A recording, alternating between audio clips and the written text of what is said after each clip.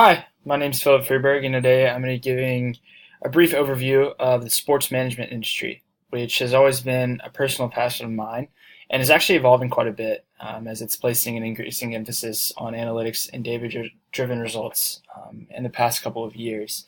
So the agenda, I'm going to begin by talking about technological advance and how it's affected industry trends. I'll follow that with some resources and examples of places we can go for research and information. And finally, I'll conclude with opportunities for employment and what employers are looking for in terms of skills and competencies. And so we begin with technological advance. My initial intrigue with sports management, like I said, started because I've always had a love for sports. And I also read a book in high school called Moneyball, which is one of my favorite books of all time. And that kind of delves into how sports management has started to move away from human analysis and more into analytics and data consuming models, and just an increasing role of technology altogether and how it's affected decision making. And so Analytics Magazine is actually a resource that wrote an article about Moneyball and how it is kind of taken off in the sports industry. And this graphic, I think, gives a pretty good overview of the way things work now. So data management and analytical models combine to form sort of macrocosmic information systems, which then drive decisions. So it's really cool to see how that has taken off in the past couple of years. And so for the trends of the industries, keeping all of that in mind, if we go to First Research, which is a resource that we were given here at HOD, and I type in sports management, and I go to professional teams and organizations, and I go to industry overview, you'll see that technology is playing a huge role.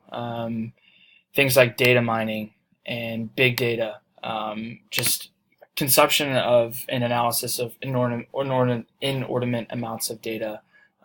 It's really fascinating to see how teams and managers are consuming a ton of data and then kind of getting it down to a bottom line and using that bottom line to make a decision on someone or something. It's fascinating to see how all that works. And then if we go to business challenges, you'll also see that labor and talent are two huge expenses. And so teams are always looking for kind of a competitive advantage in that sense, looking for talent in places that other teams aren't looking for talent. And that's cool because it kind of coincides with the work that I'm going to be doing next summer as my internship in kind of HR consulting space. So it's kind of cool to see that idea working in two different industries. And so here's an example of a tool for learning. There are a lot of these, but I'm just going to give one example. 538 is a sports information website that focuses on data and analytics. They do a lot of different things, but one thing they do that I think is really interesting is something called the Carmelo Index. This is a tool that, when evaluating a player, compares that player to similar NBA players throughout history and uses them to develop a forecast of what that player's future might look like. So, for example, we have D'Angelo Russell, who's a point guard, plays for the Brooklyn Nets. They give a lot of kind of basic statistics about him.